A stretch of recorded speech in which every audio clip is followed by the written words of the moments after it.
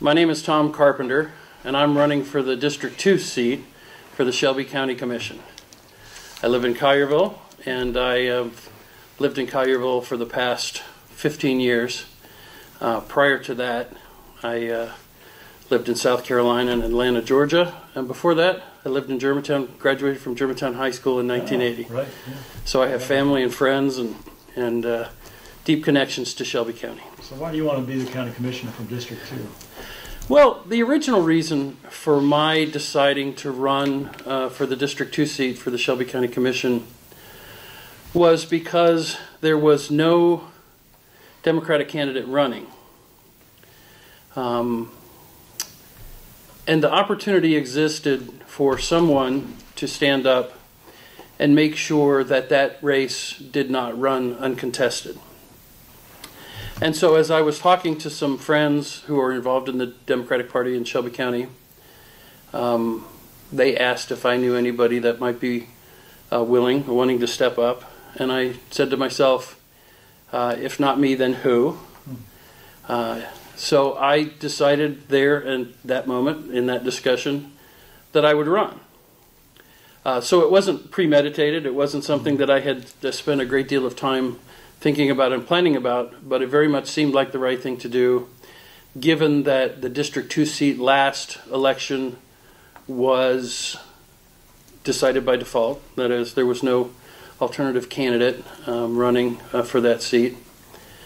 And I felt like, given what's going on both nationally and locally, that every single seat deserved to have at least two, if not more, viable candidates for those seats. So I'm not running in particular because I'm opposed to the person that's running against me.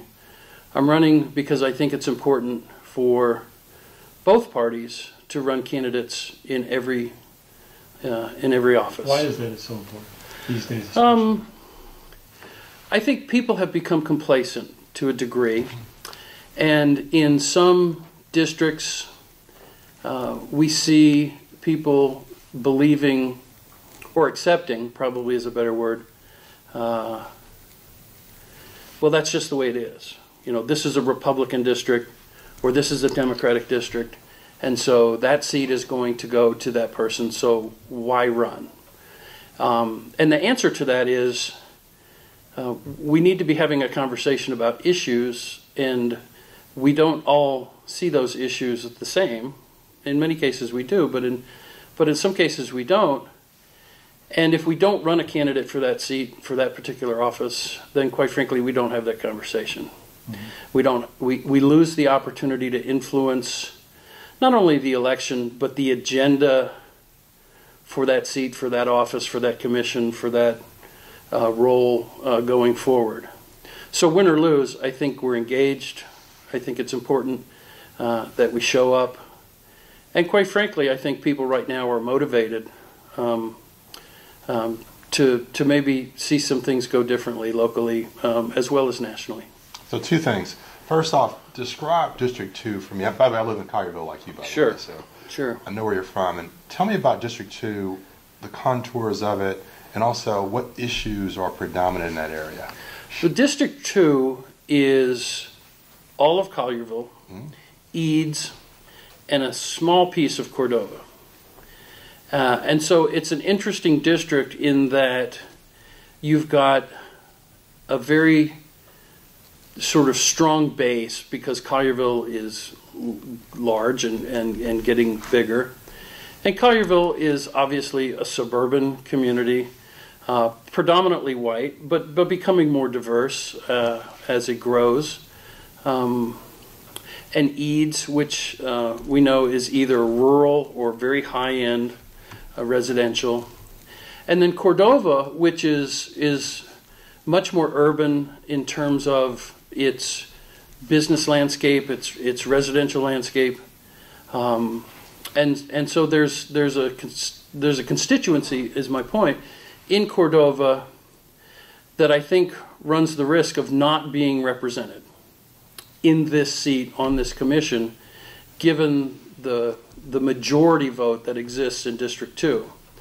So I'm spending some time making sure that we're not only engaging voters in Collierville and Eads, and they're important, but also making sure that we're reaching out to those residents that live in our district, that live in Cordova, and make sure that we know that their issues are our issues as well.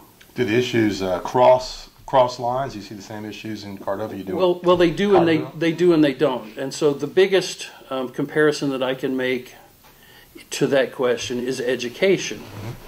So you've got municipal educational systems which are very independent, from the county school system.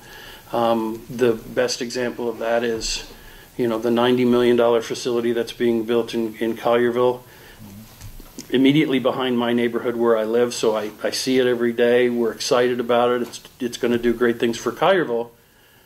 But that's not all of District 2.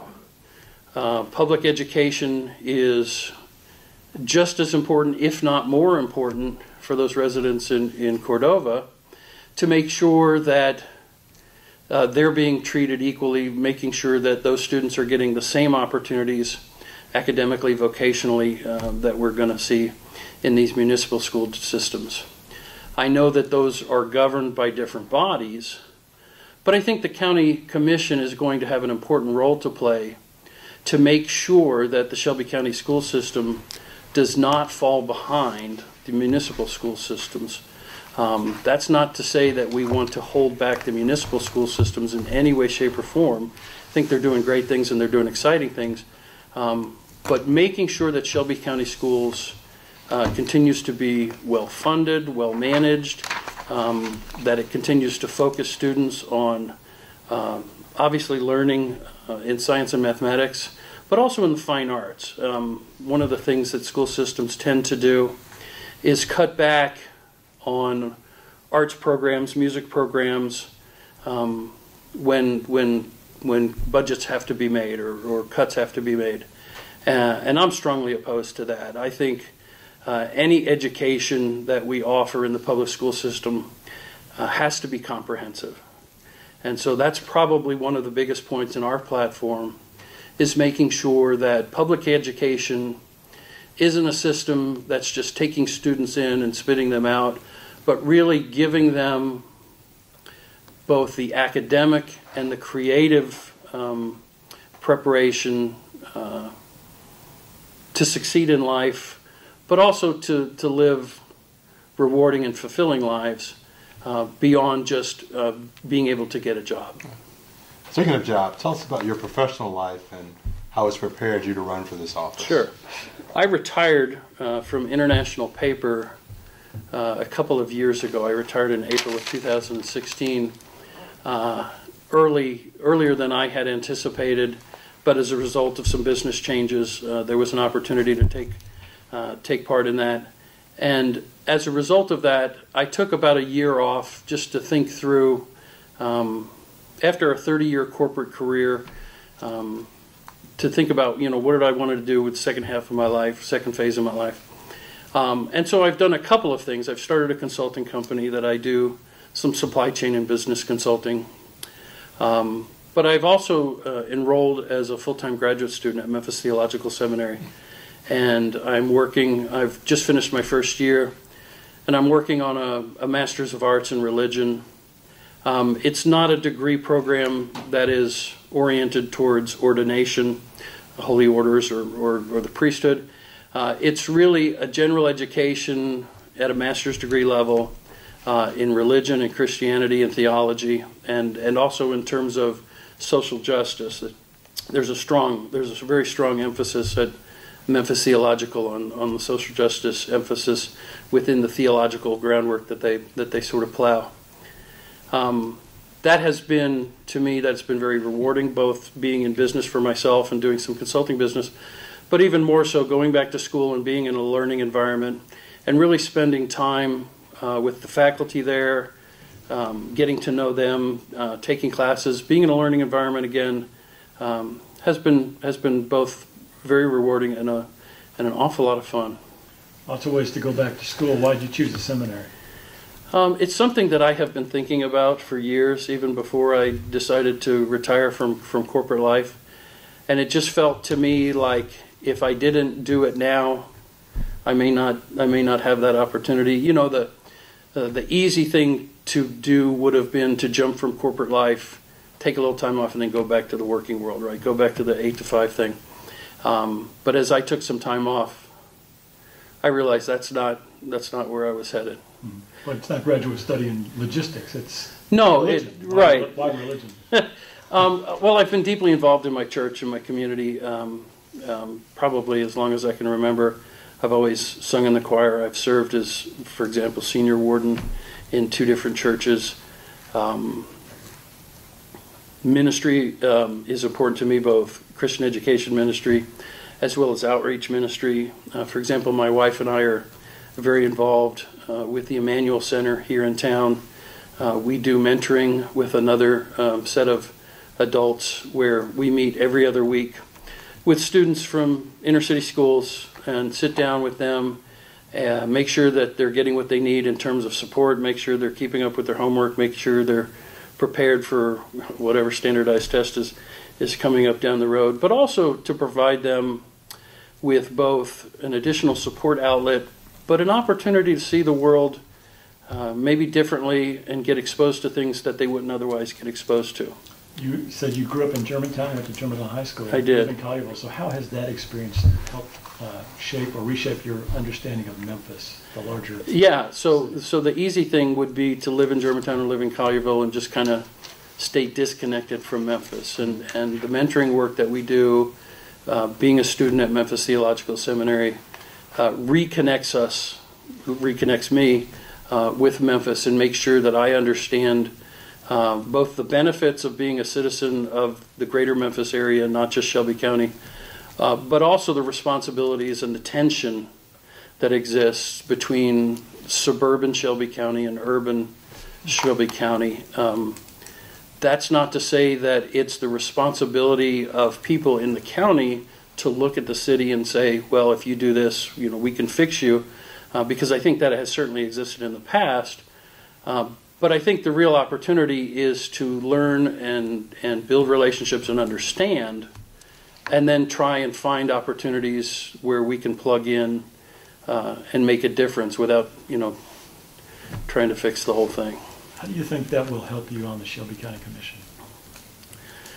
You know, I can't speak for other people on the commission, so I wouldn't begin to say that I would be different from this person or this person, because I don't know how those other people that are currently serve from, you know, non-city districts, the more suburban or rural districts in Shelby County. But I can tell you that I would bring my experiences and understandings of Memphis and the connections that both do and don't exist from my perspective into my role in the Shelby County Commission. I'm not approaching the Shelby County Commission District 2 seat from a perspective of I'm only representing District 2. You know, once you're elected, it's an at-large seat and you're making decisions, the commission is making decisions that impact people throughout Shelby County. And so once elected, I will obviously hold the District 2 seat if I'm elected. But my perspective would be that I would be responsible for representing all of Shelby County, including the city of Memphis. You spoke about concerns about education, public education in particular. Are there other issues countywide that you are particularly interested Yeah, in? the top ones are both poverty and blight. I think what I hear and see from Lee Harris is very consistent with what resonates with me in terms of platform. So making sure that we are addressing long-term structural poverty through educational improvement, but also through business improvement, entrepreneurial improvement opportunities, which ties into neighborhoods and blight opportunities. And so if you can sort of begin to see all three of those things interconnected, again, I don't think there's a magic key or a magic bullet that we can turn to make all those things better overnight. But I think if the county and the city will sit down and think about and make the right long-term plans to address educational opportunities, to address blight, to address poverty issues, then I think we can begin to move Memphis in a better direction. I think Memphis has made some progress since the last recession, but I think that's been more than anything else a function of an improved economy is going to raise all boats to a degree.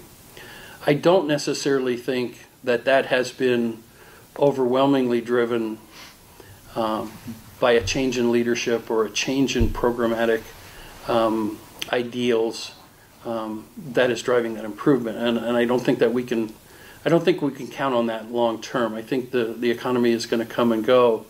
And the next time we see maybe a downturn in the economy, we got to be ready to make sure that we're not making short-term cuts that are going to increase the pain in certain parts of our community.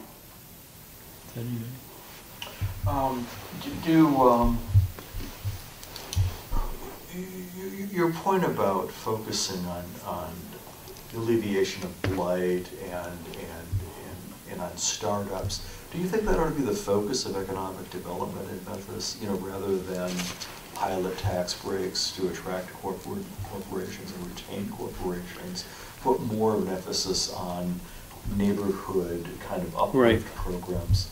Yeah, I don't think it's one or the other. I think it's both. Mm-hmm. I think Memphis needs to continue to attract large companies to bring jobs, to bring up economic opportunities to Shelby County. But it feels like, and my impression has been, that has been the overwhelming emphasis of the work from a business development perspective in Memphis and Shelby County. I think that misses the mark. I think that leaves a lot of opportunity and a lot of entrepreneurs on the sidelines, not necessarily having the opportunity to participate. And so I think you have to do both, and I think you have to do both well. Poverty and urban blight are real problems in Shelby County and Memphis, Tennessee. And if we don't spend more time and energy and resources sincerely working on that, then I think it's going to get worse. Mm-hmm. And we're going to continue to see our community bifurcate the way it already is. There's too much difference in Shelby County between the haves and the have-nots. And I don't think that Shelby County voters are going to address that through just residential tax programs. They're not going to vote for that. They're not going to put up with that. And so we have to take the resources that we currently have at our disposal, both as a city and as a county, and make sure that those resources are being targeted where they're going to have the biggest effect. I'm a little curious. Oh, sorry, go ahead. You mentioned that you would bring to the commission a perception of connections that do and do not exist. I wondered if you might kind of expand on that. What are those perceptions that do and don't exist? Well, for example, it's very easy to live in a community like Germantown and Collierville and never go into the city of Memphis, whether it's schools, shopping, health programs, whatever the case may be. If that's the decision that people make, so be it. But I think because the county has grown so much and business has expanded and we've seen a lot of commercial development in the county, I think it has become easier and easier and easier for people who live in the county to essentially live disconnected lives from the city of Memphis. Again, if that's their choice, then that's fine. But I think that leaves us in a situation where people don't realize that as the city of Memphis goes, so goes the rest of Shelby County. And people that live in Shelby County, my hope would both intentionally try and connect to opportunities in the city of Memphis, whether it's going to see a show at the Orpheum or going to dinner, but also in terms of engaging in programs like I mentioned at the Emmanuel Episcopal Center, and engaging students and finding out what's really going on in the city schools, what's really going on in the county schools, what's really going on in the lives of people, and then finding ways to plug in. I think you begin to see that the perceived chasm between county and city issues really isn't a chasm. It's a matter of perception and understanding. And then I think solutions and resources begin to move towards those opportunities. That's certainly been my experience, is the more I learn about the city school system or the county school system now, the more I understand how well they're doing in some areas. I had certain perceptions before I began working with a particular student now, and I've worked with him now for 3 years, and we'll continue to work with him all the way through high school. At times, I am struggling to keep up with the math homework that he's bringing to our meetings, which has impressed me, and it's recalibrated my understanding of the quality of education that is in fact available to students in the city of Memphis through Shelby County Schools. And it's not a matter of that opportunity isn't available to those students. It's a matter of making sure that those students have the support systems, whether they're immediate family or extended community, to help them succeed, to help them stay engaged, to help them make the right decisions as they go through their education.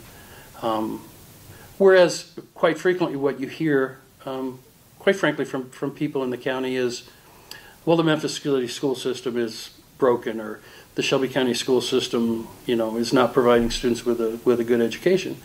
And the truth of the matter is, there's some pretty remarkable things going on in Shelby County schools that could be made better and stronger through greater civic engagement and support through governmental organizations like the County Commission. I want to go back just a little bit to sort of your motivation for what you're doing. You had a 30-year corporate career, retired. Right. You could have just stayed out there in Collierville and enjoyed the good life. Right. What called you back? What, not just to seminary, but to Memphis? What keeps you coming back? What keeps you trying to connect with people outside of your sort of circle? I can't describe that to you in a simple and succinct answer. All I can tell you is that there is a very strong desire or draw to make sure that the lives that we're living, both my wife and myself, now that we're empty nesters, is not just the easy life, the comfortable life that we could be enjoying in Collierville. And we do. Let me make no mistake there. We love living in Collierville. We think it's a wonderful community. We have wonderful friends, wonderful neighborhood, wonderful schools, everything that you could ask for. But at least for us, that's not enough to say that we're doing what we can and we're making a difference. And so it's a responsibility that I think that we feel to make sure that we're not just living in an insulated life in the county. I wouldn't necessarily be critical of someone else who has chosen to maybe not engage, but I would say for us, that wasn't okay for us. Do you feel that's more of a civic responsibility on your part? It is. It is. Faith? It comes from a civic responsibility. It comes from a faith perspective. I'll give you an example.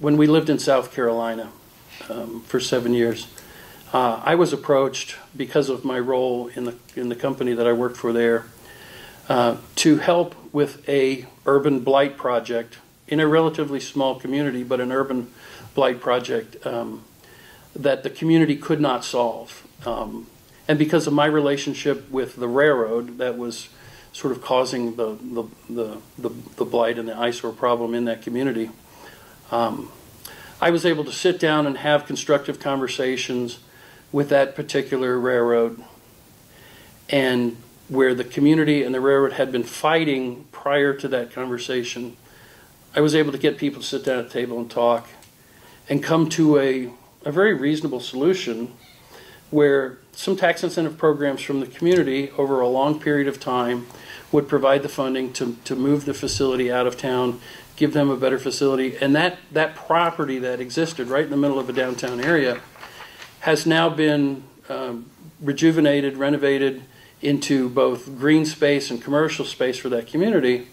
And it gave me a sense of contribution and accomplishment that, yeah, if you sit down and you work with people who might be loggerheads, you can actually find creative and long-term solutions that benefit all the parties involved. So I'm not going to suggest that the problems in Memphis that I've described or you've asked about are as cut and dried or simple as that.